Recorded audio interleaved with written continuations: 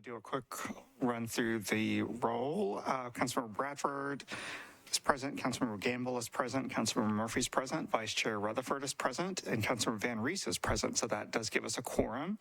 I'll mark other members present as they arrive.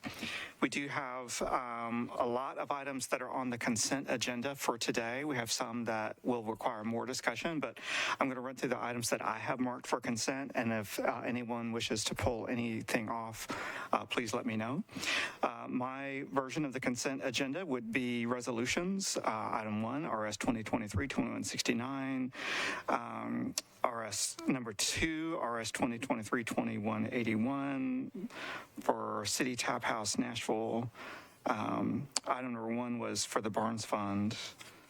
Item number 3, resolution RS 2023-2182, which is an encroachment for Cannery Investment LLC on 8th Avenue. Bills on second reading, item number 4, BL 2023-1859, which is a lease agreement between Nashville through the Board of Education with Nashville Classical School. Item number 5, ordinance BL 2023-1860, which is a lease with Nashville Prep. Item number 6, BL 2023-1863, which is a lot of the next few of these are going to be our sanitary sewer mains, but that one is one of those. Item number 7, BL 2023-1864, which is also sanitary sewer main on Williamson County because we share equipment. Item number 8, BL 2023-1865, also a sewer for bills on third reading. Item number 9, ordinance bill 2023-1691, which is a text amendment regarding street setbacks. You'd like to remove item number 9? Okay. Item number, anything else that I've read so far need to come off consent? Councilor Bradford? 4 and 5, okay. So back to bills on third reading. So number 9 is going to come off of consent. Item number 10, BL 2023-1807, which relates to a development on Longfellow Drive and Lock 2 Road. Item number 11, BL 2023-1808, which cancels a PUD for that property. Item number 12, ordinance BL 2023-1809. Which relates to the institutional overlay for Auto Diesel College, for those of us who are old-time East Nashvillians. Item number 13 has an amendment, so that will not be on consent. Item 14, BL 2023-1811, which is an SP at Lebanon Pike and Munn Road. Item number 15, BL 2023-1812, which is the materials restrictions for that property. Item number 16, BL 2023-1813, which is a rezoning for property at 1717 Luton Street. Item number 18, which relates to Pennington Bend Road, has an amendment, so that will not be on consent. Item number 18, BL 2023-1819, rezoning at 322 Alberta Street. That's Alberta, EL, not Alberta.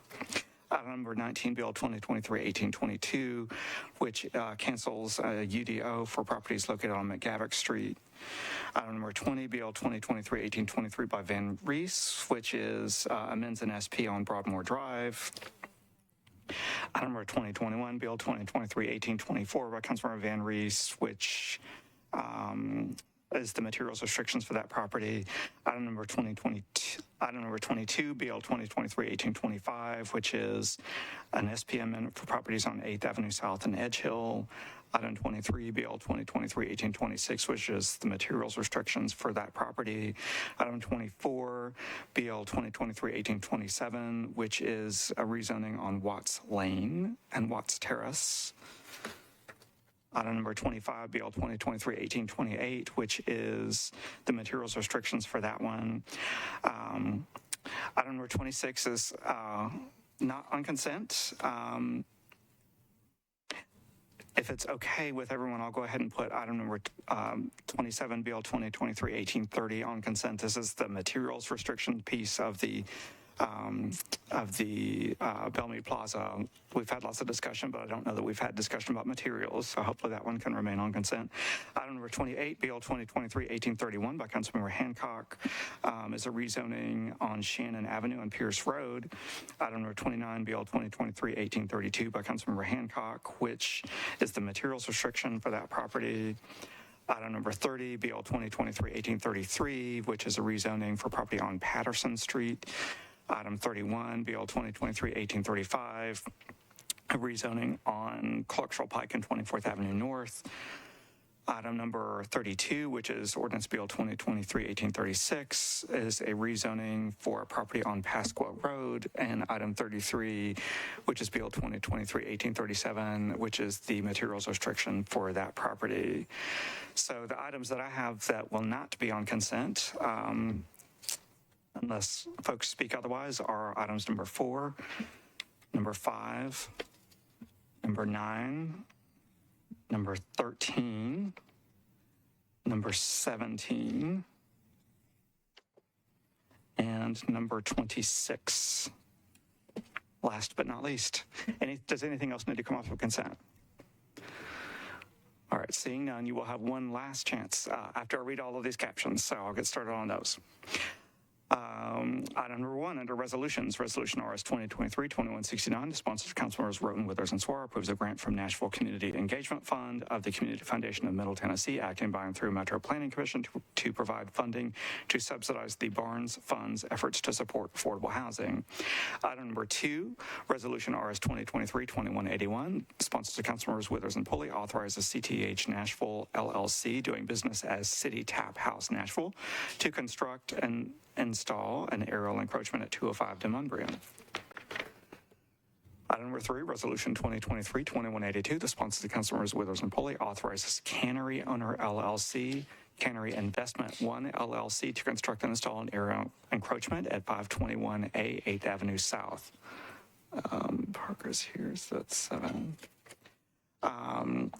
4 is not on consent. 5 is not on consent. Item number 6, Ordinance BL 2023-1863, the sponsors Councilmembers Withers and Pulley authorizes Metro government to accept new public sanitary sewer mains, sanitary sewer manholes, and easements for 5 properties located on Split Log Road and Bennington Place in Williamson County, also known as the Taubie subdivision. Item number 7, Ordinance BL 2023-1864, sponsors of Councilmembers Withers and Pulley authorizes Metro government to accept new public sanitary sewer mains, sanitary sewer manholes, and easements for property located at 9928 Maupin Road in Williamson County, also known as Maupin Subdivision. Item number 8, Ordinance BL 2023-1865, the sponsors of Councilmembers Sledge, Withers, and Pulley authorizes Metro government to accept new public sanitary sewer main and sanitary sewer manholes for property located at 2108 12th Avenue South, also known as Alley 951 Sewer Extension. Item number 9 is not on consent. Item number 10, Ordinance BL 2023-1807. The sponsors Councilmember Syracuse.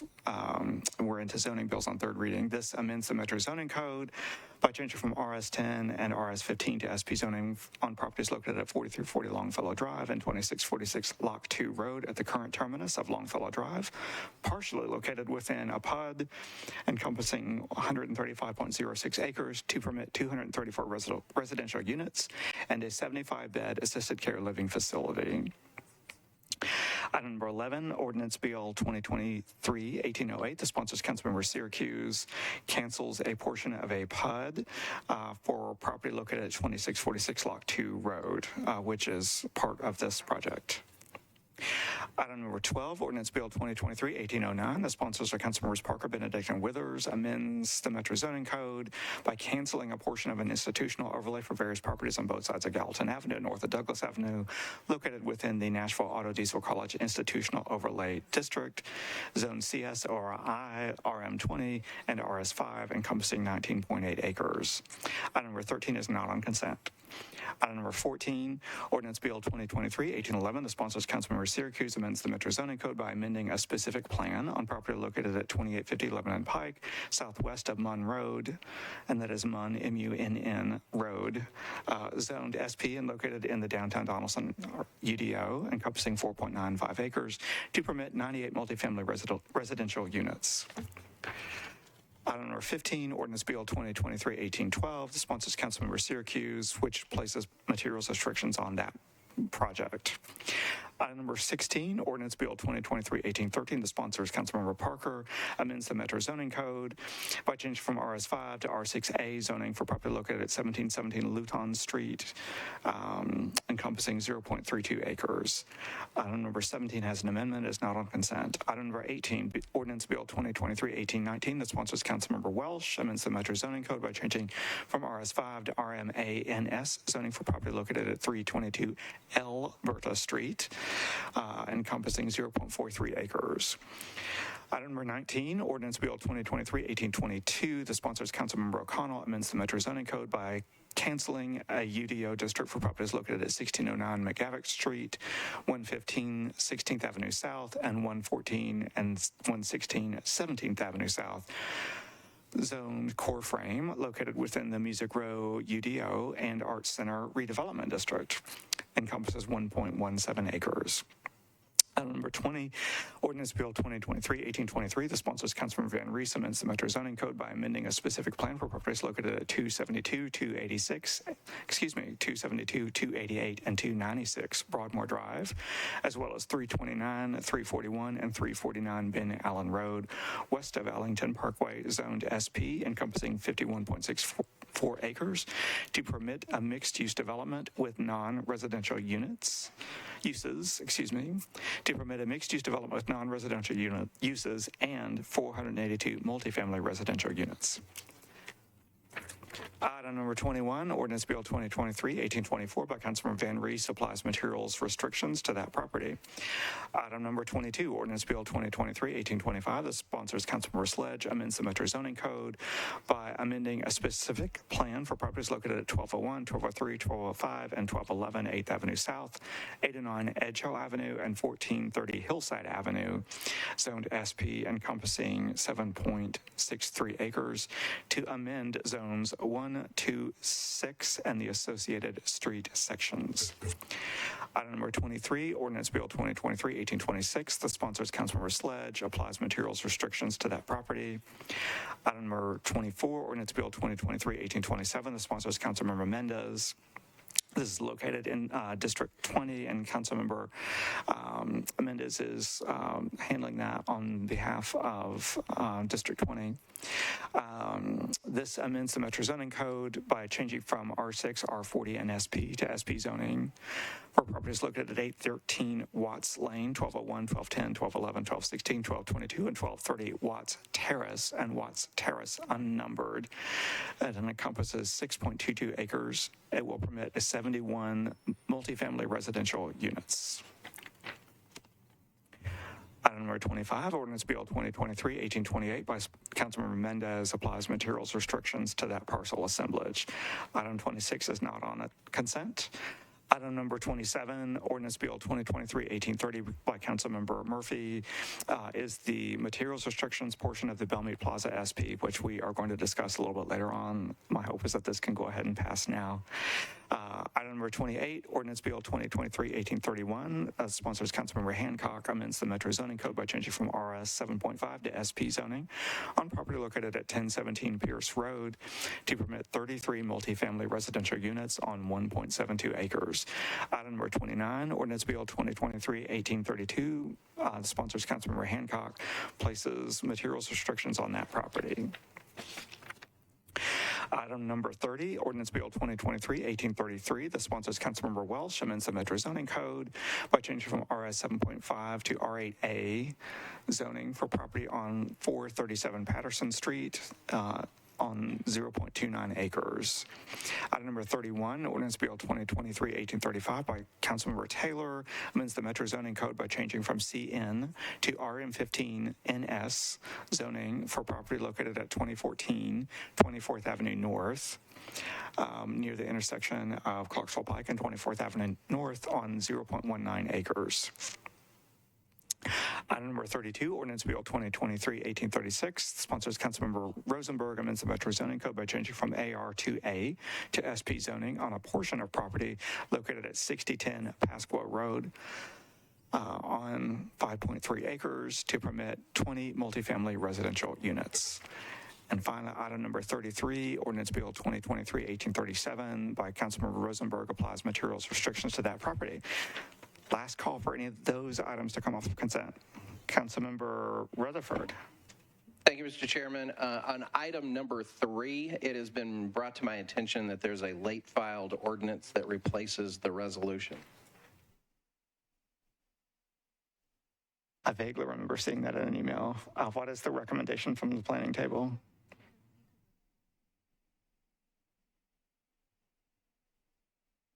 Okay. Well, as the sponsor, I will withdraw that on the floor. And we'll deal with the late filed amendment. Thank you, Vice Chair. And would you like to, with that being stated, would you like to make a motion? Yes, Mr. Chairman. I move approval of the consent agenda. All right, we have a motion properly seconded. Any discussion? All in favor, please say aye. Any opposed? Any abstentions? Wonderful. All righty. I see Councilmember Parker is marked present. Thank you for joining us a little early today. All right, so for items that are not on consent, we will begin with bills on second reading. Item number 4, ordinance number BL 2023-1859. The sponsors to Councilmembers Withers and Roten. This approves a lease agreement by and between Metro government, acting by and through the school board and Nashville Classical Charter School. And I and Councilmember Roten are the sponsors of that one. Could I get a motion to have this for discussion? So we have a motion and a second for discussion. Councilmember Bradford wished to be recognized. Yes, sir. Thank you, Chair. For this one and the next one, it's going to be the same. Just I want to be listed as a no vote. As a no vote? Okay. Any other discussion or questions? Councilmember Murphy. I will also be voting against. For this one as well as the next one? 3, 4, and 5. 4 and 5. Okay. Any others? All right. So we have a motion and a second. I know that we have 2 votes on our committee, but otherwise, all in favor, please say aye. Any opposed other than Councilmembers Murphy and Bradford? Any abstentions? Okay. So, and that will be for item number 4. We will have to do this all over again for item number 5, but maybe it'll be a little simpler. Item number 5 is Ordinance Bill 2023-1860. The sponsors are Councilmember Roberts, Roten, and Withers approves a lease agreement by and between Metro government, acting by and through the school board, and Nashville Prep. So we have 2 no votes. Is there a motion to get this before us for discussion? We have a motion and a second. We have 2 likely no votes. Any other discussion from members? Seeing none, we have a motion and a second. All in favor, please say aye. Any opposed other than Murphy and Bradford? And any abstentions? No. Okay.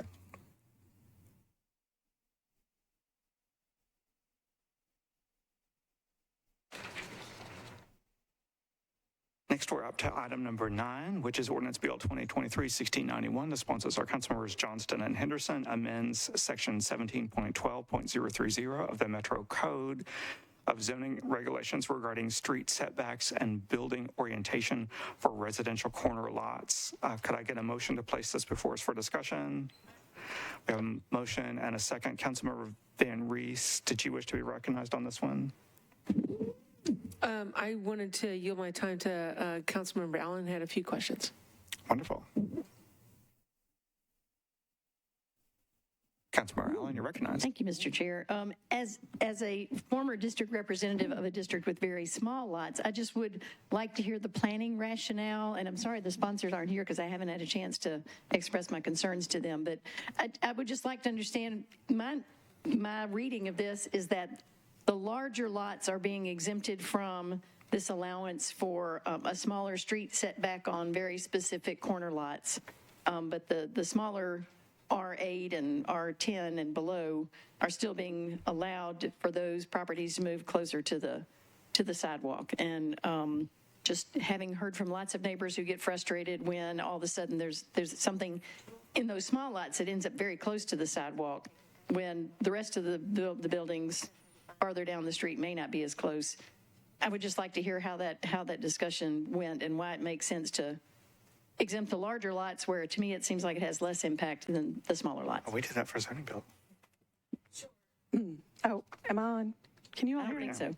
Okay, sure. So the applicability is, of course, as you mentioned, to the larger lots, so R20, RS20, and above.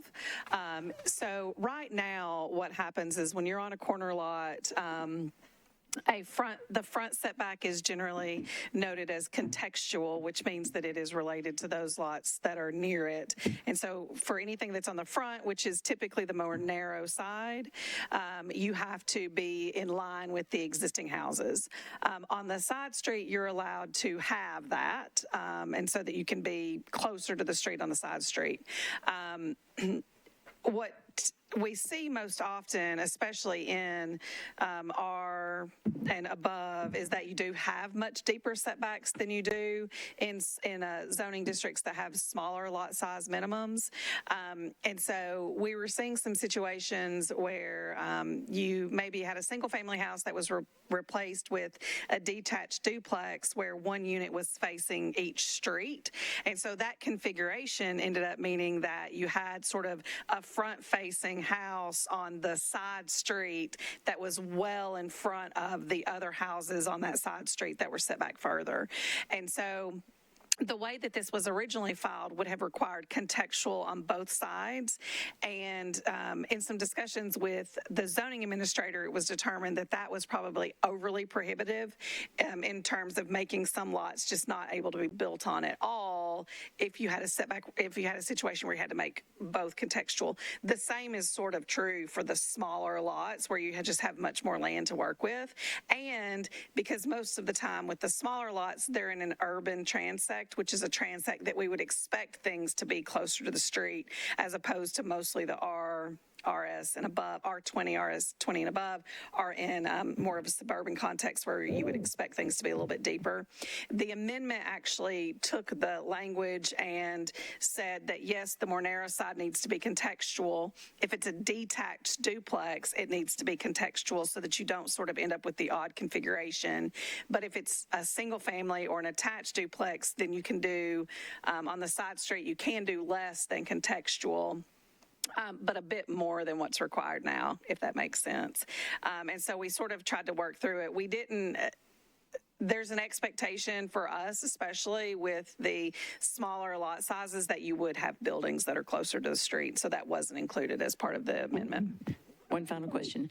And then does the possibility exist in the future then to come back and have that discussion specifically about the smaller ones? Because I hear a lot of frustration sometimes about why in the world are these corner buildings so much closer to the street than everything else on the rest of the side? I mean, I think we'd have to evaluate it, but okay. I think that, there sort of is an expectation, especially on the part of planning, that when we're in an urban transect, which is where most of the districts that have smaller lot sizes, right, that there would be some allowances to move things closer to the street, maybe even different than how it had been traditionally developed. So we would have to do analysis. Okay. I'm not sure that I could make any determinations right now on something that we haven't reviewed. But it's probably appropriate to have it be a separate discussion from what went into this. Separate than this, because we have not analyzed that. This was strictly based on the districts with the larger lot size requirements that were included in the code. We have not analyzed that. All right, thank you. I appreciate the opportunity to ask those questions. Sure, thank you for asking that. It's a complicated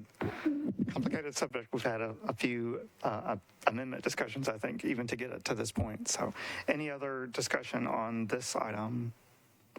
And I know that for this and a couple other items, I'm going to need to sign on as a co-sponsor, which I'm happy to do. But seeing no other discussion, all those in favor, please say aye. I need you to speak up a little bit. I'm hard of hearing. All those in favor, please say aye. Any opposed? And any abstentions? Okay, so. Next, we have item number 13 for Councilmember Toombs, who is present. We have an amendment that that's before, so that's why it's not on consent. This is Ordinance Bill 2023-1810. Again, the sponsor is Councilmember Toombs. This amends the Metro Zoning Code by amending a specific plan for properties located at 2143, 2145, and 2145B Goodrich Avenue, as well as 2125 Buena Vista Pike, and various properties located between Alpine Avenue and Goodrich Avenue. Presently zoned SP and R8. For all those addresses, this is still just 2.85 acres. To expand the boundary of the SP and to permit 11 additional multifamily residential units for a maximum of 37 units overall, all of which is described herein. And I'll go ahead and call on Councilmember Toombs if you would like to move your bill. Thank you, Chair. Can I move the amendment? Sure. I'd like to move the amendment. Okay, would you like to describe the amendment for us, please? So the amendment placed some STR restrictions on phase 3 and 4 and allows non-owner occupied in phase 2. There's also some language that instructs the developer to work with NDOT to identify any traffic calming measures that can be put in place for Cliff Road. I know you have lots going on that little road, you know. Any other questions from committee members or council members present for the amendment? So this is on your amendment. You have moved it. Is there a second? We have a motion properly seconded. Any discussion? All in favor, please say aye. Any opposed? Any abstentions? All right. So you have your amendment is on your bill. I'd like to move for approval as amended. All right. Is there a second? All right. Any other discussion? All in favor, please say aye. Any opposed? Any abstentions? All right, wonderful. It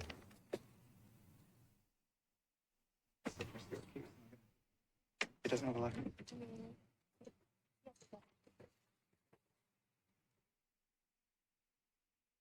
So 18 does. All right, so we are up to item number 18. Excuse me, item 17. This is Ordinance Bill 2023-1818. The sponsor is Councilmember Syracuse, who has written a letter to us. What this does is it amends the Metro Zoning Code by changing from AR2A, CS, and R15 zoning to SP zoning on properties located at 2400 Pennington Bend Road, unnumbered, and McGavick Pike, unnumbered. Approximately 61 feet north of Opry Mills Drive. This one encompasses 214.37 acres, and it would permit a mixed-use development, all of which is described herein. Just to refresh folks' memory on this one, this is the one that includes the kind of the hospitality use, or it's known as Gleaves Farm, but it includes a hospitality use that has some uses that when it came through the Planning Commission, we had asked them to reduce the density on it, and they did. And so that came back before the Planning Commission, was recommended for approval before it came to Council for public hearing. So just want to give folks that background on that. Having said that, would someone like to move the bill for our consideration? We have a motion and a second. We do have an amendment as well from Councilmember Syracuse. And I will read the amendment just for our edification as well as that of the public. This is that it adds a new provision to item number 12, which says that prior to final site plan approval, an archaeological study shall be conducted by a licensed archaeologist from the list maintained by the Tennessee Department of Environment and Conservation Division of Archaeology. The study shall adhere to the minimum requirements of the Tennessee State Historic Preservation Office standards and guidelines for archaeological resource management studies. So that is the amendment offered by Councilmember Syracuse. We have a motion and a second. Okay, so we have a motion and a second. Any other discussion on the amendment? Seeing none, all in favor, please say aye. Any opposed to the amendment? All right, so we have the amendment moved on to the bill. We have a motion and a second on that. Looks like Councilmember Bennett would like to be recognized. Thank you, Chair, and thanks for allowing me to speak in your committee. Since I'm not a member, I appreciate where the owners have come on this, where the applicant rather has come on this. I do think that I would like to see more changes in regards to the floodplain. I was hoping that Councilmember Syracuse would be here today. I know in the document he distributed, it does speak quite a bit to the floodplain, and I want to review that more thoroughly. However, I guess since he's not here tomorrow night, maybe, in the halls or whatnot, or certainly I'd prefer on the floor to understand floodplain and what can be done about it. In speaking with folks a few minutes ago, it sounds like there's an opportunity to make the RV sites that are in that 155 RV site area, that there's the opportunity to make that less impervious surfaces so that pardon? No, the parking pads for the motorhomes will be concrete. Okay. All right. That's different information than I received from the applicant a few minutes ago. So I appreciate that. I think the other thing is just having them in the floodplain overall and the potential dangers there and the impact to the environment is still of a concern. So I do want to make sure that that's addressed at some point by Councilmember Syracuse. I do think that we'll see a schematic of where the Blackwater is going to be that hopefully will be satisfactory. And but I do think that we really need to look at that floodplain and how we can even do more to improve it. Again, there's been a lot of improvements, and I'm very appreciative of that. I certainly would love to get this one sussed out as well. Thanks. Thank you, Councilmember Benedict. Councilmember Rutherford. Thank you, Mr. Chairman. It's my understanding that Councilmember Syracuse may be trying to make his way here. Could we move this to the heel to give him the opportunity to be here before the end of the meeting? Sure, absolutely. That's my motion. Okay, well, thank you for that, bringing that motion. Is there any objection to moving this to the heel? Okay. Thank you, Vice Chair.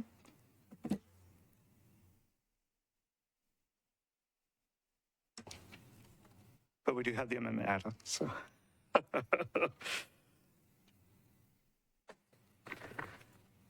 All right, brace yourselves, folks. This is item number 26, Ordinance BL 2023-1829 as amended. The sponsor is Councilmember Murphy. This amends Title 17 of the Metro Code of Laws relative to zoning by changing from MUL to SP zoning for property located at 4500 Harding Pike, southwest of the corner of White Bridge Pike and Harding Pike. It covers 10.57 acres, and this rezoning would permit a mixed-use development. And there are several amendments, but I'm going to call on Councilmember Murphy, who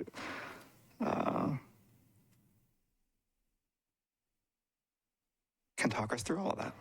Thank you. I'd like to make a motion. All right. All right. I would like to move my amendment number 1. And let me give y'all the rundown of what amendment number 1 does. Last week, it feels like last week. 2 weeks ago, we put an amendment on dealing with 1 hour free parking for 10 years after all of the buildings open and things like that. It would be free for an hour. Council Lady Allen expressed some concern that not everybody can finish dinner in an hour. So the developers agreed to extend that to an hour and a half. And I also felt like there may be a little bit of a gray area in that language because it was 10 years after all the buildings open. What happens until all the buildings open? So it's prior to and afterwards, because we all know it's going to take a couple years for this whole project to be done. Then it goes on, the amendment goes on. Last time I said on the floor that I was getting 6 figures for sidewalks. In kind of reviewing my notes and talking to others, what I have, decided to do is I've asked that go towards greenways, because one of the main concerns I kept hearing through conversations was, how is this really going to connect to greenways? Because it is a little bit, the trailhead is, although you can walk it now, is it officially where you can walk it? And also the trailhead there at White Bridge Road, although it has, this is the Dutchman's Curve, White Bridge Road one, although it is slated for some upgrades, I thought that it might be best to kind of bank this money, earmark this money to be for connectivity to that greenway if there are any gaps and things like that, rather than just going in and potentially getting lost in the mix of other sidewalks in the area or not in the area. Further, it goes on to clarify that how the developer will be paying for their portion of the traffic and mobility study. So that's about $1 million, and how that will be broken down and where. It also clarifies that the property owner shall not restrict access to the greenways and that Metro Parks has control of setting those hours. So we don't have any issues like we have at Ascend Amphitheater and things like that. And then finally, it is attaching an exhibit, Exhibit A, because there was some confusion, although I feel like it's pretty clear. The mobility study that I held 2 meetings on, and one of them is recorded online, it goes over a lot of improvements that are going on in that Bellmead Harding Road area, and they are being shared by multiple projects in the area. And so what that letter does, and that's why you see the buckets of money in the amendment, the going towards the different lights and the different traffic calming and things like that. But that letter from Director Alarcon really was more of a housekeeping to clarify that obviously Bellmead Plaza is not in charge of doing absolutely everything that was in the mobility study, that mobility study was meant to lay out improvements that are being done by everyone. For example, there will be a mini roundabout coming, and that will be triggered and put in by a different developer who is closer to that site. So I know that was kind of a longer explanation than we usually get into, but I wanted to try to address all of those points and clarification, and I'm happy to answer any questions about them. Thank you, Councilmember Murphy. With that, I'd like to move the amendment. All right. We have a second on the amendment. I would like to state that we had obviously a lot of public comment at the Planning Commission, and I think that was maybe 4 hours, and we talked about it for maybe close to an hour ourselves as a commission, and we did end up voting for unanimous approval. But my understanding, and I'm going to maybe call on Ms. Milligan for this, but we did consider. We had a lot of feedback from NDOT that. During our discussion at that time, it's my recollection that we recommended approval of it with a bunch of conditions and disapproval without those conditions. And so what I'm going to hope that Ms. Milligan can help us to keep track of is for any amendments, are we changing those terms for things that were required by the Planning Commission in any way? So I'll go ahead and recognize Ms. Milligan. Hi. Yes, we reviewed all of the amendments to make sure that they weren't in conflict with the Planning Commission recommendation. And this Amendment 1 is not in conflict with the Planning Commission recommendation. Thank you for that. One thing, too, I just want to reiterate, I think Councilmember Murphy's done a great job of describing how, in fact, we did do some regional study on this, which we've been hoping to do, and I think we're making strides toward getting better at universally for larger projects like this. But one of the items in particular was moving a traffic signal from Kenner over to Ridge something, and that is supported by H.G. Hill Realty, that move, as well as my understanding is from the Kenner Avenue neighbors. And so this plan still allows that to move forward. Is that correct, Councilmember Murphy? Correct. That's one of the many recommendations, like the miniature roundabout and some other things that were identified through that mobility study. And that mobility study really is taking what was done 15 years ago with the Hardingtown UDO and that transit and traffic plan and updating it to what currently is needed. And so you see, if you looked at the Hardingtown UDO and you look at this one, it's a lot of things that were kind of, I guess, souped up to kind of modern traffic levels. And all of that is to be shared by the multiple developments, because actually this plan, shockingly, right, it actually reduces trips overall. Now, that seems very counterintuitive, of course, but the way that things are mixed, but also the mix of uses are changing along this short corridor.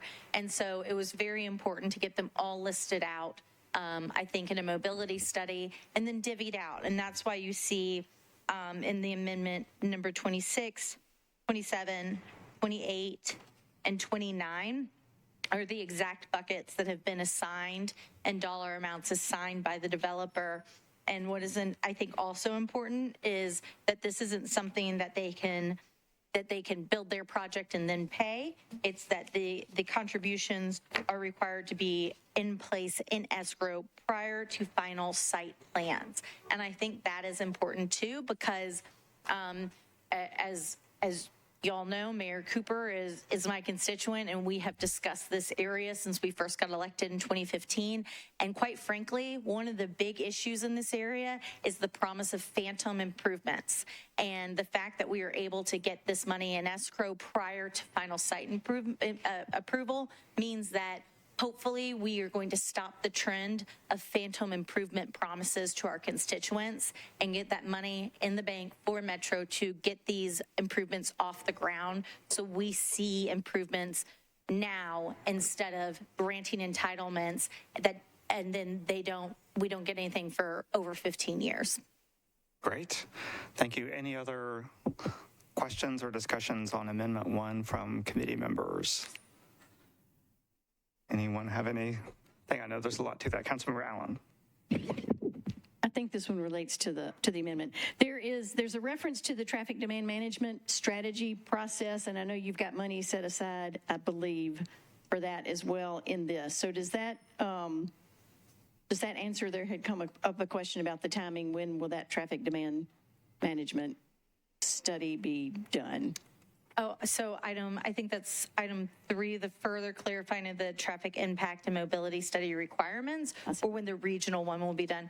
I may defer that to NDOT to clarify on timelines, because I am not positive there is set a timeline, since this is to be funded by the developments. But what I have been told and implied, and NDOT can probably correct me and clarify, is that they are already planning money in the budget basically that would be reimbursed later, because we can't afford to wait for traffic improvements. And I will recognize Mr. Brad Freeze. Yeah, can you hear me? Yep.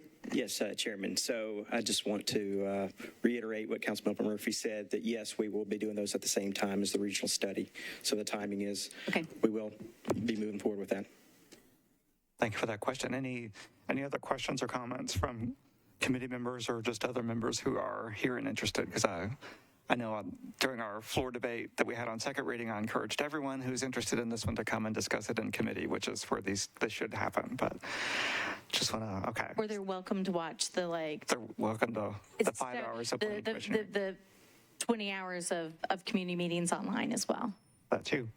All right, so for Amendment 1, we have a motion and a second. All in favor, please say aye.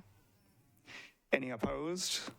Any abstentions? All right, Councilmember Murphy, we have a positive recommendation for Amendment number 1. What should we do for amendments? So I know that Councilman Druffel is sick and has had to leave. I know that we have experts, departments here that I think it's relative to hear from them that we won't have on the floor. So I'll yield my time to Councilman Van Rees. Councilmember Van Rees, okay, thank you. I'll give you a break and go over to Councilmember Van Rees. Yes, for the purpose of discussion, I'd like to go ahead and move amendment number 2. Wonderful. Is there a second? All right, we have a motion and a second on amendment number 2. And I'll read that just for the edification of the public. It strikes through the first sentence, which says commencing on the date upon which at least 75% of the retail restaurant portion of this project is open for business until the 10th anniversary date. So that's a strike through.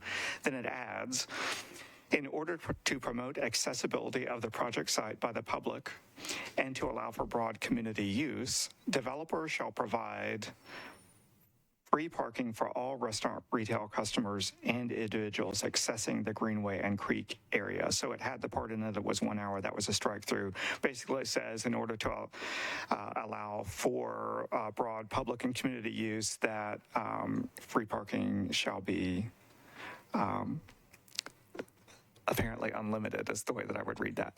So Councilmember Van Rees has moved amendment number 2 for discussion. Let me go over to the planning table. Hi.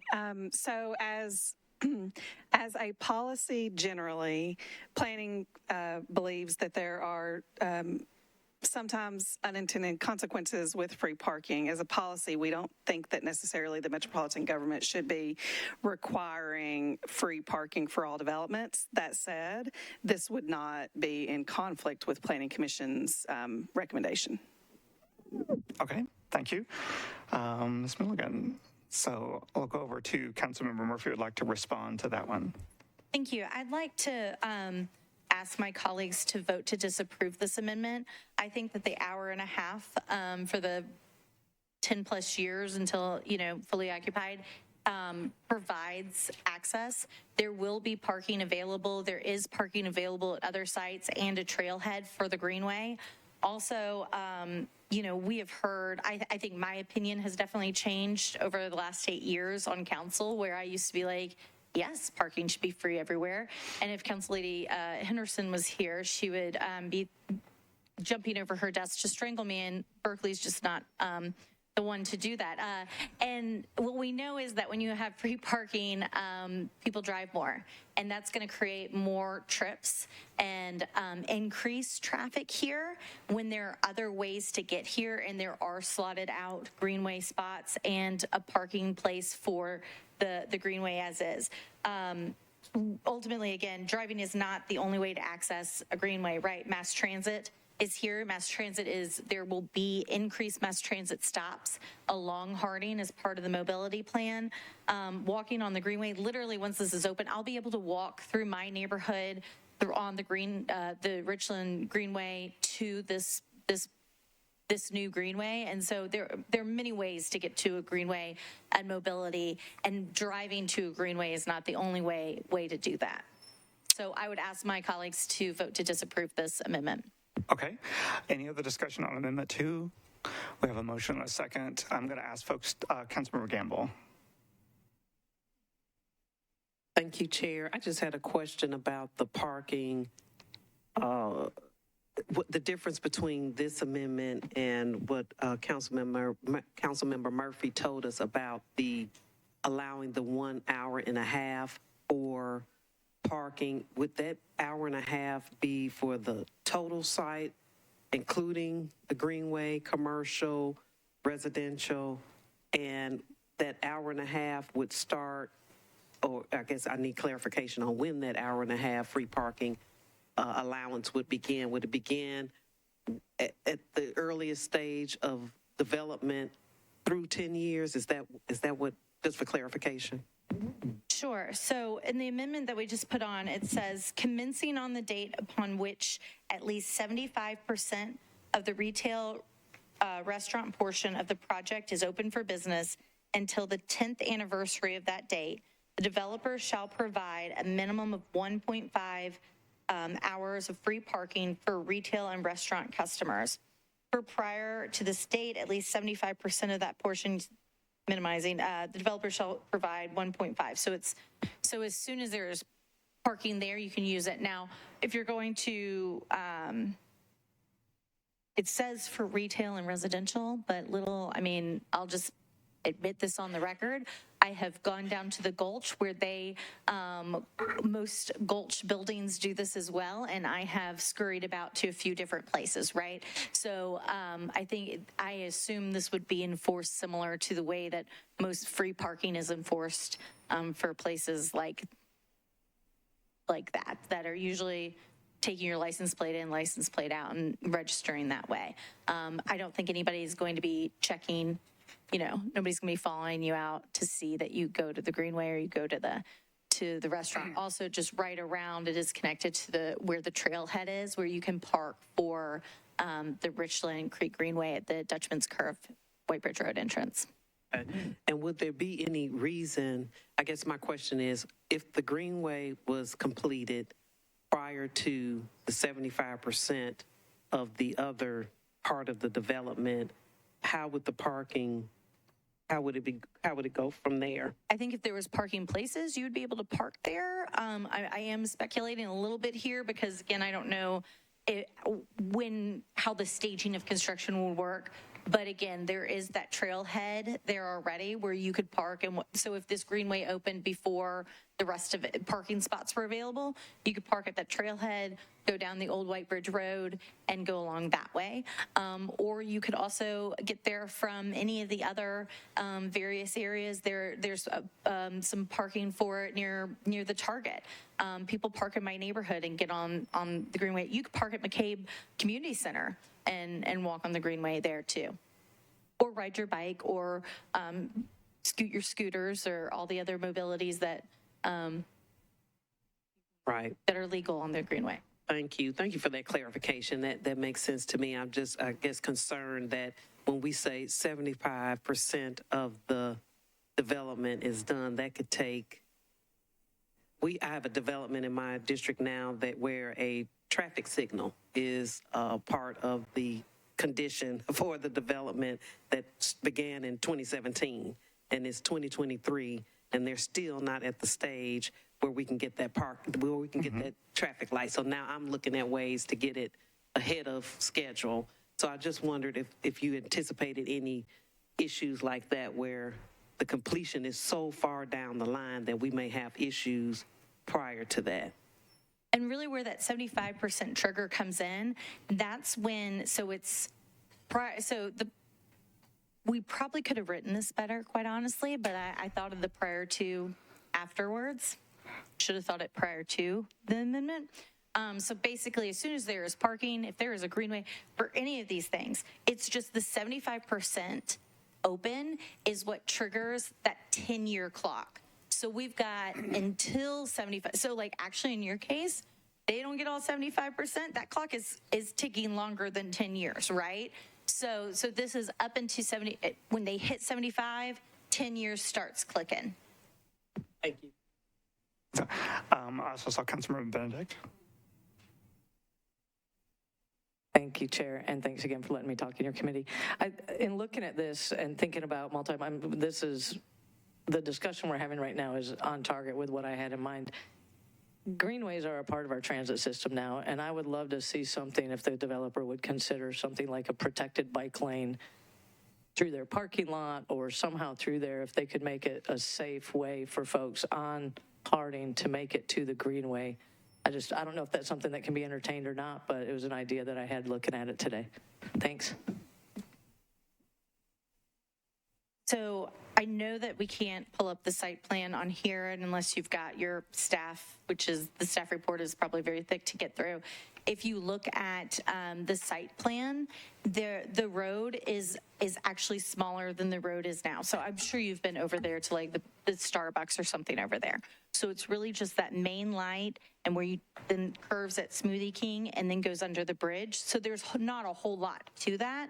And I just can't remember if they've got protected bike lanes or not, but they do have, I believe it's like 2 lanes and things like that. But there is not surface parking to the extent that there is now. Oh, Berkeley's got it. So I think, I don't want to say that protected bike lanes would be over the top here, but I believe that this is a multimodal safe. It's pedestrian safe and would be safe for someone on a bike once they're on this site. I mean, that's not to say that they're I don't want to be liable for saying there's never going to be any accident, right? But I believe that I would feel much safer walking or biking on this site plan than I do on the current day by all means. It'd be a low-stress bikeway. Yes. One follow-up, if I may, since Councilmember Allen just showed me the sketch. It looks like that the greenway doesn't go through any area where cars would go anyway. So that to me is, again, I'd love to make sure that all of our cyclists are as protected as possible, accessing everything. So, and things like bike racks, including things like that, I certainly would love to see as well. As someone who has been hit by a car on my bike with a broken tib fib. So anyway, I would love to see safety like that. Thanks. All right. Any other discussion on Amendment 2? And we still have a few more to get through. So again, I would just like to, I know the motion is to approve, and I would ask my colleagues to disapprove because I believe this is taken care of in my omnibus amendment that we've already put on the bill. All right. Now I'm going to ask committee members to raise your hand because I can't hear all your voices separately from up here.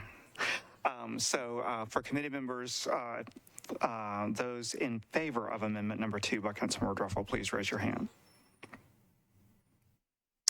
All right, that's easy to count. Those who are opposed to amendment 2. 1, 2, 6. All right, abstentions? Did everyone vote on committee? 7.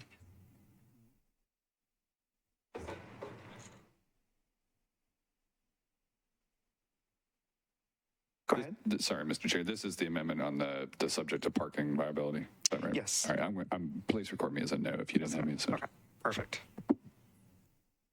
All righty. That takes care of amendment number 2. Next is amendment number 3.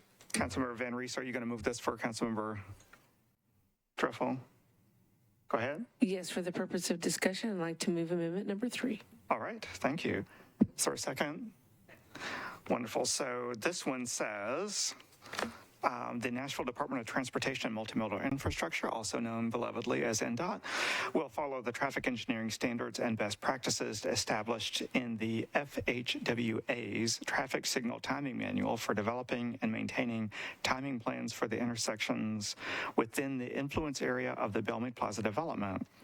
All major changes to the proposed and future traffic signal timing plans within the Bellmead Plaza development influence area will be subject to the completion of an engineering analysis. And so I'll go first to, let me go first to the planning table.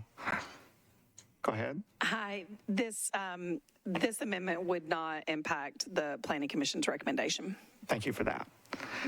I'll go to Councilmember Murphy for discussion. Thank you. So I did get clarification, and I think I'm going to call Brad back up, if you will. I got clarification that the Bellmead, even though Bell is, there should be an E at the end, that's fine.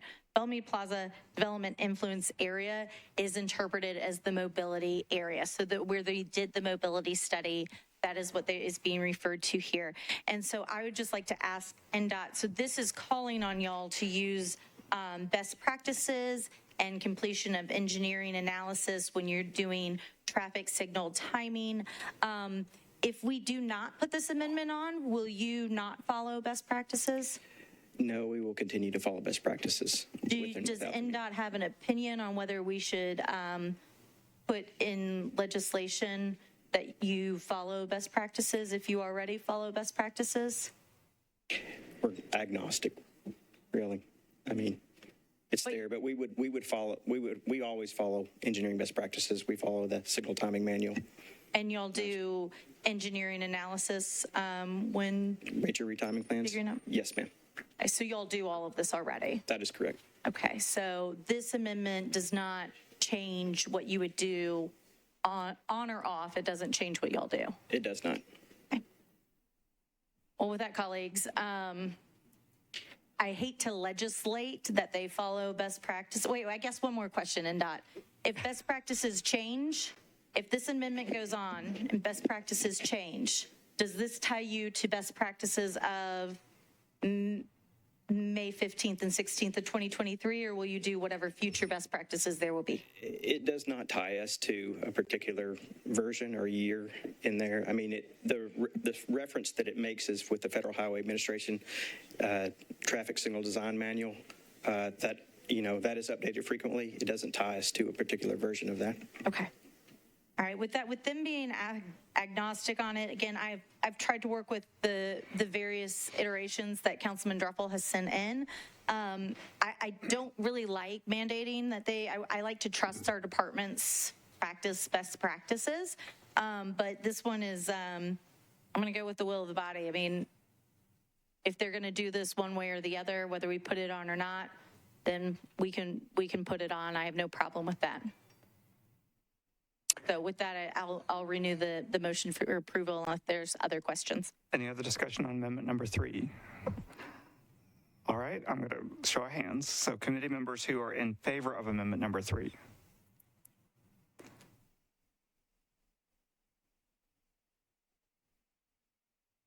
Okay. Those who are opposed to amendment number 3. 1, via. Those who are abstentions. Two. Should still have one more, so. Yeah, okay, no. So those who are in favor, please raise them high. Councilmember Parker, were you a yes on that? Okay, so we're going to revote. Okay, raise them high this time. So this is Amendment 3 on traffic signal timing standards. Those who are in favor of Amendment number 3 by Councilmember Druffel, raise your hand. 1, 2, 3, 4. Those who are opposed. 1. Those who are abstentions.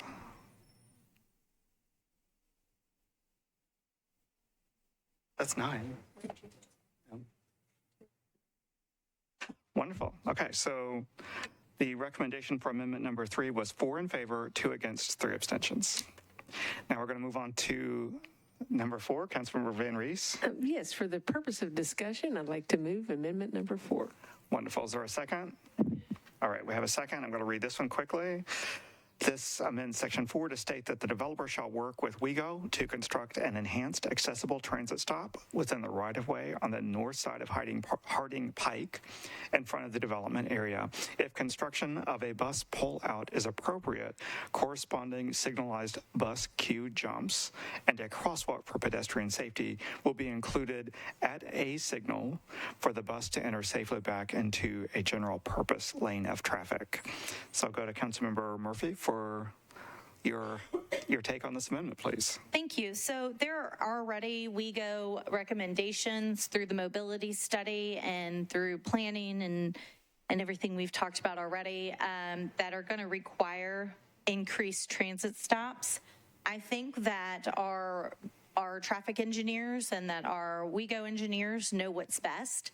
And I think they have already spoken through their recommendations. And I do not think that this amendment needs to go on because it is already taken care of in the bill and the mobility study. And so with that, I'm going to ask my colleagues to vote against it. If I can really quickly, just to be consistent, call on the planning table. Hi, this would not change the Planning Commission recommendation, but as Councilmember Murphy mentioned, there is a requirement already for stop improvements on the north side with this development, so that is included in the conditions already. Thank you. And if I can call on Mr. Freeze, just to be consistent. Do we have a representative here from WEGO as well? We do. We do. Mr. Bland is here, but yeah, so I will. Mr. Bland, would you, our representative, like to just join at the podium just to make sure we're covering all of our bases? Because I know this project has a high degree of scrutiny, so. Would you offer your thoughts as to whether or not the plans as they are currently documented provide for? Yes. We feel confident that it will be included when we go through and do the regional study and that required level of infrastructure. So that will be required as part of that. As part of the plan already. And Mr. Bland, would you perhaps speak to the bus queue jump? I know that's something that we hear a lot about, but we don't have a whole lot of it in Nashville. So if you could offer your thoughts about that, that would be instructive. First of all, I'd concur with Mr. Freeze that when NDOT's doing these, they're doing, to their credit, a much better job of integrating transit in. And you can't really isolate the stop itself without considering the associated crosswalks, traffic signal system, sidewalks, and all the rest of the connectivity. So the bus stop can't stand by itself. We were originally a little bit nervous when we heard the term bus pullout, because frankly, the old style pullouts, we refer to them as bus traps. They're dangerous and they compromise service reliability because you get the bus off the flow of traffic, particularly on a busy street, and it's really difficult to get back into the flow of traffic. So that's why, and probably one of the better examples is down by Hillsborough High School at the new transit center there, where we removed the old pullout and now have the queue jump lane. So the way that they slide back into traffic is through that prioritized signal system. So that's probably the best illustration. But each location, each project's a little bit different. And we think as long as we have cooperation from the developer and NDOT, and working with our design standards and our engineers, we're confident we can come up with a good solution there. Great. And so what I hear from NDOT as well as from WEGO is that they feel like the plan as it's currently provided for is a safe and effective enhancement to bus ridership as well as pedestrian safety. Any other colleagues wish to speak on this one? Councilmember Allen. Thank you, Mr. Chair. Just a question for WEBO, because in the planning thing, planning recommendation, it specifically says the applicant shall relocate the existing westbound bus stop on Harding Pike directly west of Sugar Tree, Richland Creek, and construct a new transit super stop along the western side of the property frontage, and then refers to another one on that. And I would just like to, if there is data that will drive the process, because to me, it's where you need a stop is where you're sitting and waiting for the bus to pick you up. And I'm expecting that bus is more people getting off because they've come from WEGO Central downtown. So can you talk a little bit about the data and what it actually indicates will be most useful, I mean, for that area as a whole? And if we're going to put lovely covered stops, is there a way to make arrangements to make sure that they're where people actually will be sitting and waiting and not just getting out and walking away? We would definitely expect higher boarding volumes on the inbound direction, which is the opposite side of Harding from the project location. But we also don't, when you have a lot of offboarding, while people won't specifically be waiting, you do have the pedestrian connectivity issues. We always look at them as paired stops. How do you get from one to the other? Because anyone who's getting off in the outbound direction is ultimately coming back on the inbound direction. So the actual volume you would need for covered stop in the outbound certainly wouldn't be as high. But the stop itself is really important because, you still have to get from the bus and the stop location to the development and as well as across the street. Right.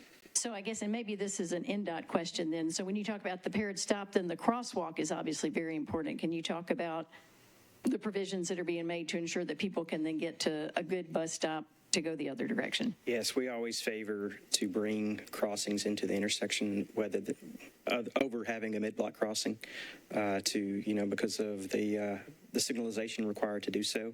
So that's what we've been thinking of actually when pairing of this is how we get people across.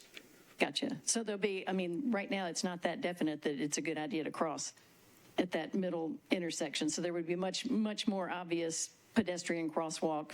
Yes. Signalization and zebra stripes and things. That's correct. Okay. All right. I'm satisfied with that. Thank you. Thank you, Councilmember Allen. Any other discussion on amendment number 4? I'll go back to Councilmember Murphy. So again, with all of the mobility study and what you've heard from NDOT and WEGO already being contemplated and put into the plan, and also with WEGO acknowledging that pullouts are basically bus traps, I think that voting against this is voting in favor of mass transit moving instead of being trapped. So I'm going to ask my colleagues to vote against Amendment 4 as well. All right, so we have a motion and a second. Any other discussion? All right, I'm going to ask committee members raise your hands high again. So those in favor of amendment number 4, please raise your hands.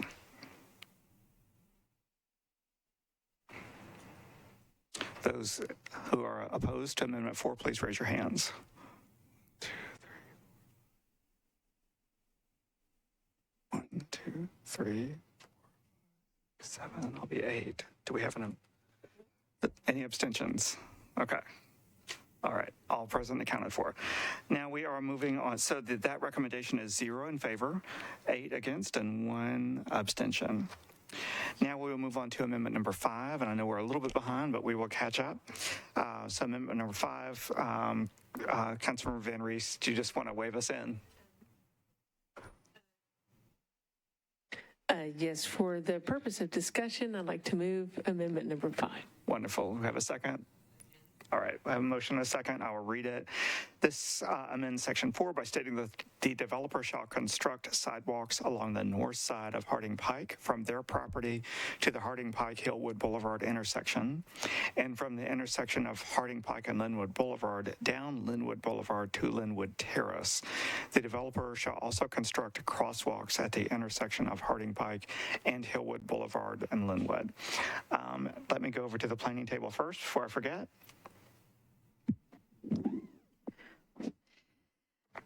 Hi, so this would not have any conflict with the Planning Commission recommendation, but there are concerns related to proportionality of the requirements. Used to the offsite improvements can be difficult for us to do under state law and other things. Yeah, okay. I'll go over to Councilmember Murphy. Thank you. So in addition to proportionality that Ms. Milligan just mentioned, part of this is already in the bill. The sidewalk is they are having to build a sidewalk along Harding. And then secondly, the piece of this amendment that's going to take it down Linwood Boulevard to Linwood Trace, again, that is in the city of Belmead. So it would require this developer to have to deal with another city that I mean, are we giving over to Belmead the capability to halt a whole project because of something or other when this project is wholly in Davidson County? Secondly, it will be on another property owner, and I don't know if the councilman from District 23 has spoken to that property owner. I haven't heard from that property owner, but they would have to be acquiring right-of-way and property from that property owner.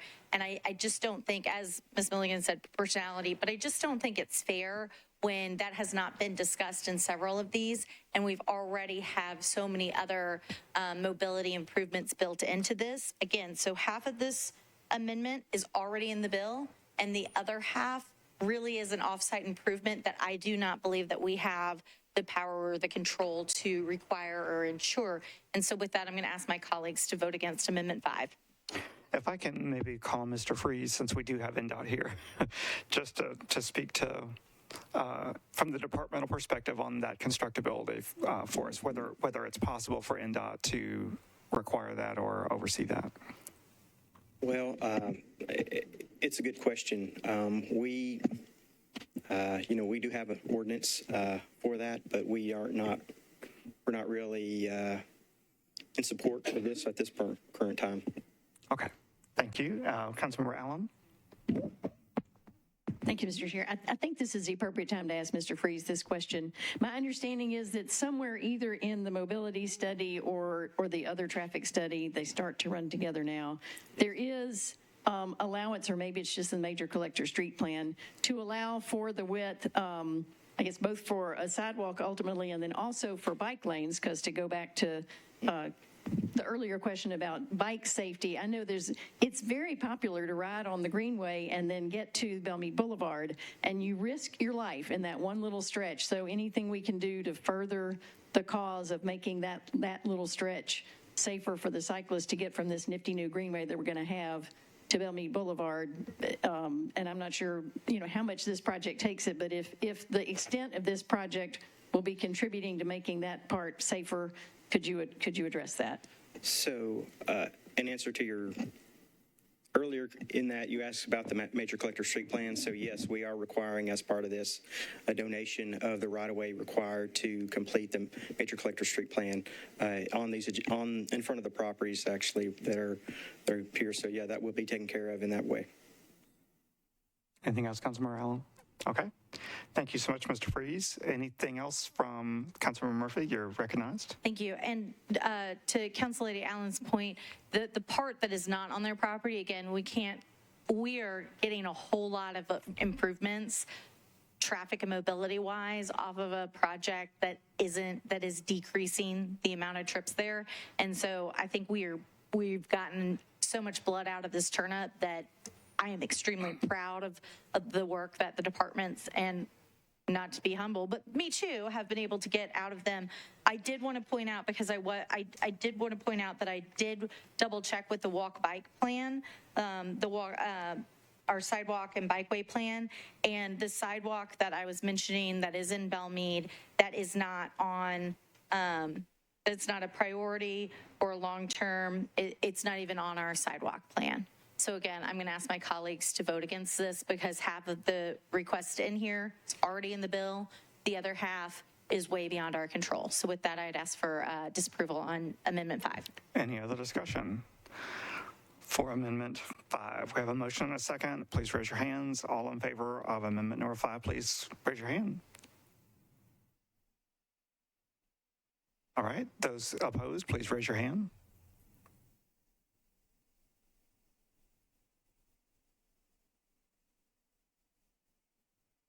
Any abstentions, please raise your hand. All right, so our recommendation for that is 0 for, 9 against, 0 not voting. All right, so I'm going to run through really quickly what our recommendations were on the various amendments, and then we'll have the bill as amended. So for Amendment number 1 by Councilmember Murphy, that one was recommended for approval, 9 in favor, 0 against, 0 not voting. Amendment number 2 by Councilmember Druffel was not recommended. It had 8 against, 1 not voting, 0 in favor. Amendment number 3 by Councilmember Druffel had kind of a split vote. Did have 4 in favor, 2 against, 3 abstentions. Amendment number 4 by Councilmember Druffel was not recommended. It had 8 against, 1 abstention, 0 in favor. Amendment number 5 by Councilmember Druffel was not recommended. It had 0 in favor, 9 against, and 0 not voting. So that is, I guess we could debate perhaps what the status of Amendment number 3 is. Would that be a recommendation of approval by our committee? So our recommendation, if we were to move it as amended, at least in our committee, it would be for approval with Amendment number 1 by Councilmember Murphy and Amendment number 3 by Councilmember Druffel.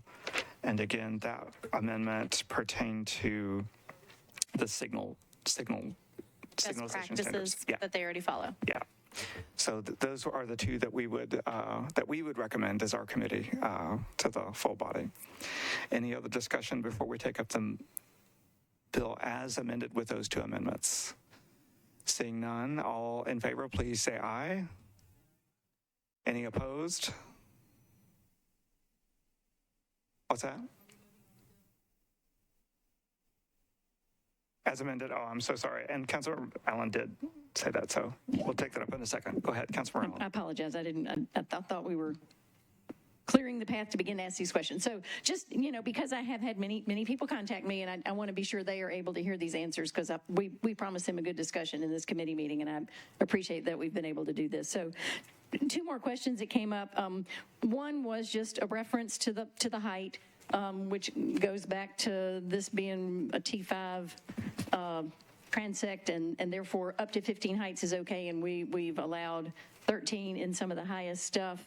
The question was, would that be precedent setting because they limited it to that because it gets it at the same elevation as some of the other taller buildings in the nearby vicinity, but then could you take 13 stories and stick that on top of the big hill across the street and be much higher?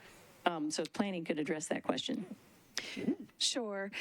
So when we're talking about heights, when we talk about policies, we talk about sort of the context of the location of where the property is within a policy. So, for instance, what is appropriate on this site may not be appropriate other places within the policy. And so we are always looking at the context of that site.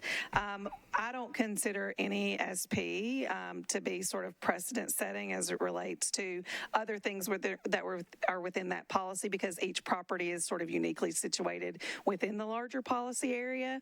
So what we did on this one was when the heights came in, they were different, taller, and more consistent across the site. And so we looked at the site in the location and said, if we're going to have more height, it should be closer to White Bridge Pike, and then it should step down as you're moving further away from that primary intersection into the neighborhood. And so we said, we've got some precedent for height at this intersection. Let's cap the tallest at that height, and then let's step down, and we'll have our lowest as we're getting closer to the residential. And so we're not looking at it only from a policy perspective and the policy saying up to 15 stories. We're saying, how can it be sculpted specific to this property? And so we would do the same and look at the same for any properties if they were to come in.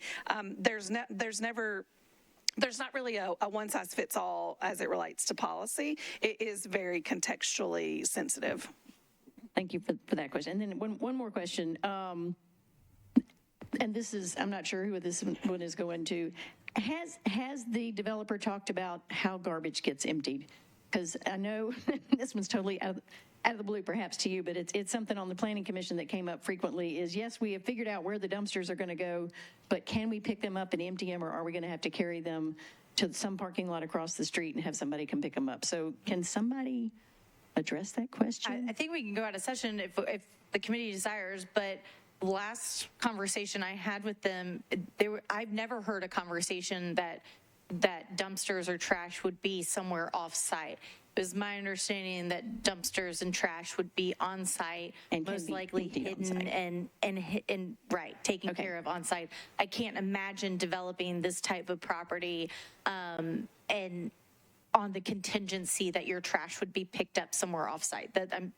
That's the first I've heard of that. And that just sounds like a horrible sustainability plan long-term for development. Okay, I just would love to get on the record that's been thought about. So that's my final question. Thank you. Okay. Any other final discussion before we take the vote on the bill as amended? I did want to ask Ms. Milligan on the height question.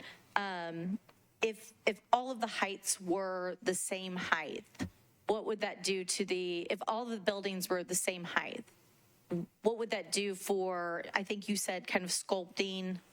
How would that affect light and air getting through and the movement and really the overall look of the project? Certainly. So I think that when we're talking about sort of the design of a project, we want to make sure that we have architectural interest at the ground level, but also as you're moving up. And if you sort of have a consistent height across a site, sometimes it can create a bit of a wall that is not necessarily something that we would actually want to be supportive of. And so with this site, the buildings are not only transitioning in height as you move down, with even some limited to as much or as low as 5 stories, but we've made sure that the spacing of the buildings is such that there is sort of views between the buildings, and then they're allowing and creating for different types of open spaces. If you had consistent height across the site, it might be excuse me, that you ended up with blockier buildings because you're going to maybe pick up some of the square footage and making the buildings, the footprints bigger. And so this is a way that you can sort of keep those footprints of the taller buildings to a certain size and allow for a lot of light and air and be thoughtfully sculpted on the site. Thank you. And sorry, don't put it down yet. I just had a follow-up. I think what Council Lady Allen was getting to that I think is important because people have brought this up. Are any of these buildings going to be taller than the Ingram building that is next door to this on the other side of the White Bridge Road? No, the tallest building is the one that's closest to White Bridge, and it is capped at the height of the Ingram building. And so we use that as sort of a guidepost, since it was in the same policy at the same intersection, sort of similarly situated. Thank you. And so, I mean, if anybody else has questions, I'm happy to answer them. Otherwise, I am more than happy to renew my motion on moving for approval as the bill is amended. Wonderful. Any other discussion? Last call. I try to look around. Okay, so all in favor, please say aye. Any opposed? Any abstentions? All right, we recommend 9 in favor, 0 against, 0 abstentions. We will go back to Councilmember Syracuse's item number 17, which we had moved to the heel. And Councilmember Syracuse, I'll read the caption again just really quickly, but we did have we have already recommended approval of your amendment. But so I'll just quickly go through. So this is item number 17, Ordinance BL 2023-1818 by Councilmember Syracuse, amends the Metro Zoning Code by changing from AR2A, CS, and R15 to SP zoning on properties located at 2400 Pennington Bend Road unnumbered and McGavick Pike unnumbered, approximately 61 feet north of Opry Mills Drive. It covers 214.37 acres, and it permits a mixed-use development. And so we had already moved that, and had already moved the amendment, and so I will turn it over to you. Thank you, Chair. I'm ready for the committee to vote. We did have a small amount of discussion about the nature of the RV parking pads that are within the floodplain, and would you mind speaking to that a little bit more? Sure, thank you. Well, it's not putting any concrete in the floodplain there. It's roughly just about 20% of the conservation policy. Overall, this entire development improves the quality of this land overall. The working farm area has been changed and altered over time to facilitate the agriculture that has been going on for many decades. It's going to be returned to natural state. The creek was dredged. It's going to be returned. It's going to be better for wildlife. That piece of the camping sites that are in the conservation policy, it's pervious. It's not concrete.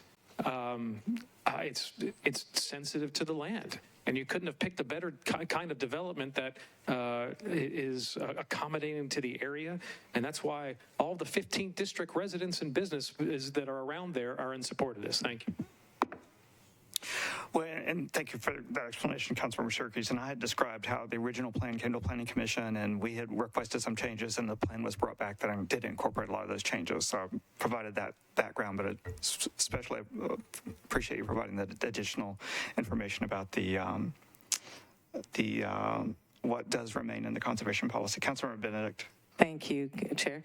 I'd like to ask the planning table some questions, if that's okay, because I'd like to understand this policy, and bends, as we know, are very important to our city. And so I'm wondering, what can we do, and as far as zoning on our bends to improve? And again, I know that this is way better than building a bunch of houses here, in my opinion.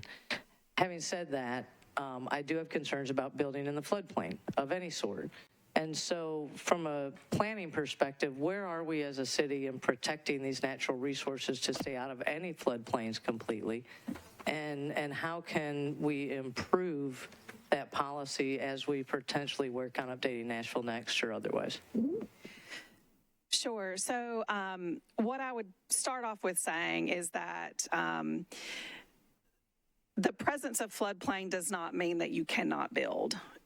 It does not mean that something is not buildable. It means that there is a higher level or a higher standard that you have to meet in order to build. We have adopted stormwater regulations that regulate and the development of property within floodplain. So I wanted to say that sort of first. Second, a lot of this property is within conservation policy. Conservation policy also does not mean no build. Conservation policy is basically sort of waving a flag to say, hey, there's something here, think about it when you're looking at how this might be developed.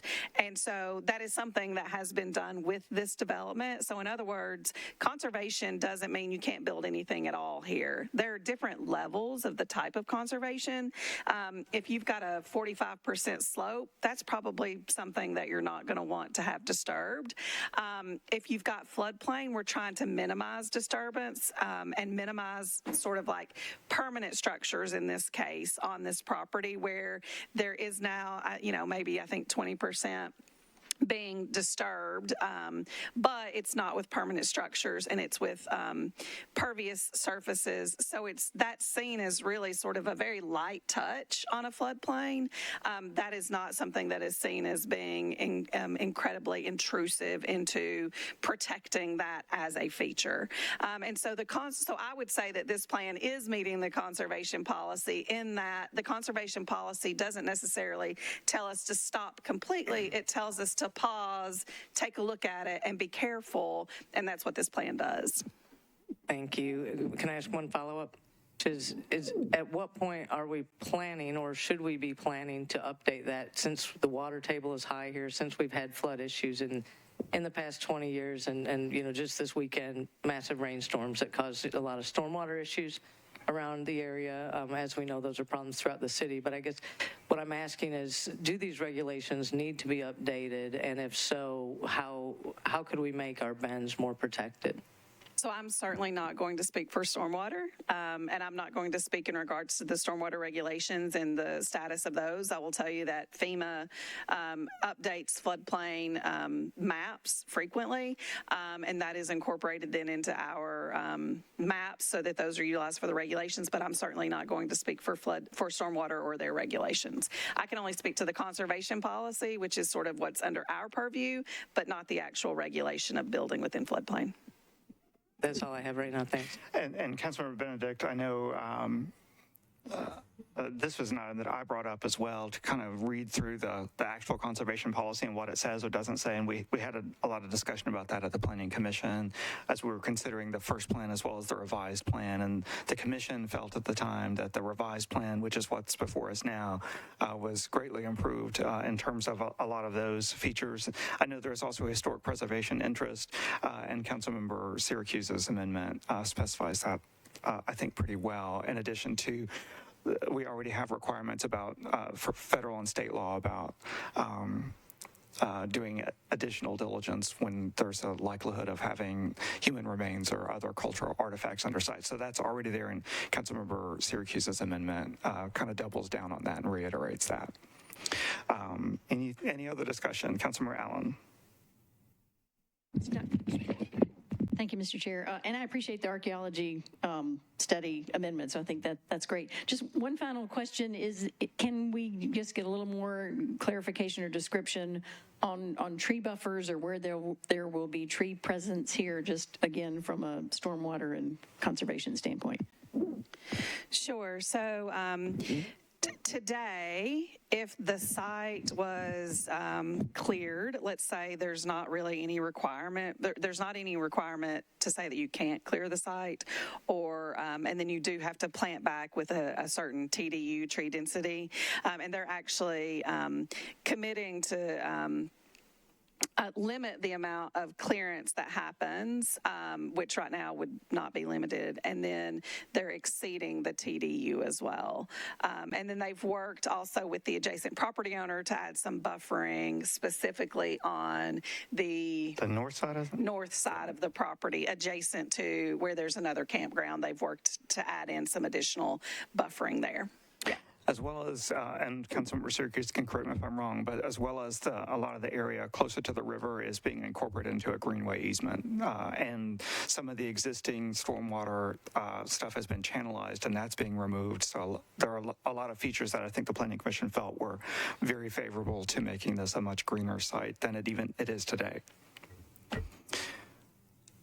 With that, I'll call on Councilmember Syracuse for any final comment before we vote. Thank you, Chair. So I'll give two examples to the question from the Councilwoman from District 7. Yes, this is the greenway that you just mentioned is one such example of getting less concrete in an area. This is the based on the update that we did to the walk-bike plan for Pennington Bend. It's utilizing a multi-use path system throughout Pennington Bend instead of separate sidewalks and separate greenway systems. It's combined into a kind of a quasi-NDOT parks policy, and so it's less expensive for developers. It's much more conducive to the type of land and whatnot, and it's less concrete, but much more effective pedestrian connectivity that they pay for that we are not.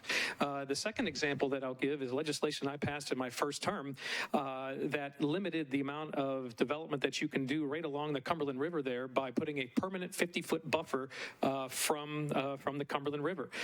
There were developers who were trying to get egregious variances into our Zone 1 buffers there that I put a stop through legislation. So I have been very sensitive to my district here, and especially this area of Pennington Bend. Thank you.